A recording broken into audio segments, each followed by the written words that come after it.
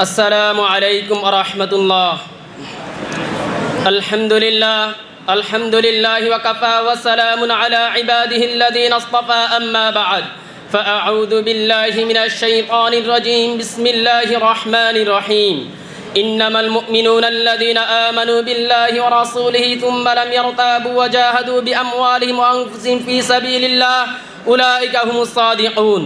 وقال رسول الله صلى الله عليه وسلم أن تؤمن بالله وملائكته وكتبه ورسله واليوم الآخر وأن تؤمن بالقدر خير وشر. অধ্যকার আল আমান ছাত্র কাফেলার কর্তৃক আয়োজিত আজকের বক্তৃতা সেমিনারে সম্মানিত সভাপতি, বিজ্ঞ বিচারক, সুদক্ষ পরিচালক ও আমার সামনে উপবিষ্ট বাংলার বিভিন্ন অঞ্চল থেকে আগত একজাক এলেম প্রিয় ছাত্র ভাইয়েরা, আজকে আমার আলোচ্য বিষয় ইমানের পরিচয়। উক্ত বিষয়ের উপর কিঞ্চিত পরিমাণ আলোকপাত করার প্রয়াস চালাবো ইনশাআল্লাহুল আজিজ। প্রিয় উপস্থিতি, মানব জীবনের সবচেয়ে মূল্যবান সম্পদ হলো ইমান। ইমানের বিপরীত কুফুর। ইমান সত্য, কুফুর মিথ্যা। ইমান আলো, কুফুর অন্ধকার। ইমান সরল পথ, কুফুর ভ্রষ্টতার রাস্তা। এখন আমাদের জানতে হবে ইমান কাকে বলে। ইমানের শাব্দিক অর্থ বিশ্বাস করা। পরিভাষায় ইমান বলা হয় ওই সত্য শরীক আকীদাকে বিশ্বাস করা এবং সত্য বলে স্বীকার করার নাম, যা আসমানি ওহীর দ্বারা সন্ধানিতভাবে প্রমাণিত। যে ওহী কোরআনুল কারীম এবং সুন্নাতে নববিয়া রূপে এখনও সংরক্ষিত আছে এবং কিয়ামত পর্যন্ত সংরক্ষিত থাকবে ইনশাআল্লাহ। এখন আমাদের প্রশ্ন হতে পারে, আমরা কার উপর, কিসের উপর ঈমান আনবো? রাসূল সাল্লাল্লাহু আলাইহি ওয়াসাল্লাম বলেন, আন তুমিনা বিল্লাহি ওয়া মালাইকাতিহি ওয়া কুতুবিহি ওয়া রাসূলিহি ওয়াল ইয়াউমিল আখির ওয়া আন তুমিনা বিল কদরি খায়রি ওয়া শাররি।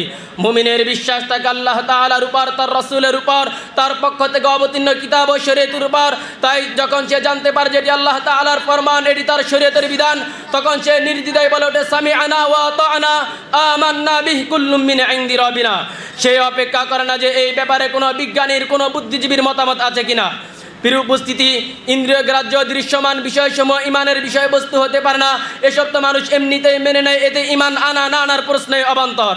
দাহারিয়ারা বলে সচককে দেখা ছাড়া আমরা কিছুই মানি না, আর যুক্তি পূজারীরা বলে আমাদের আকল দিয়ে যতক্ষণ পর্যন্ত একটা বিষয়ের স্বরূপ তাৎপর্য বুঝে না নিব ততক্ষণ পর্যন্ত আমরা তা মানি না।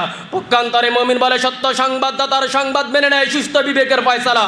তাই আল্লাহ রাব্বুল আলামিন কোরআনের মাজিদের শুরুতে সূরা বাকারার প্রথম 5টি আয়াত মুমিনের গায়েবে বিশ্বাস করার গুণ ও বৈশিষ্ট্যের প্রশংসায় নাজিল করেছেন। ইমানের সবচেয়ে বড় রকম হলো তাওহীদ, শিরক মিশ্রিত ইমান। আল্লাহ রাব্বুল আলামিনের কাছে ইমানে নয়।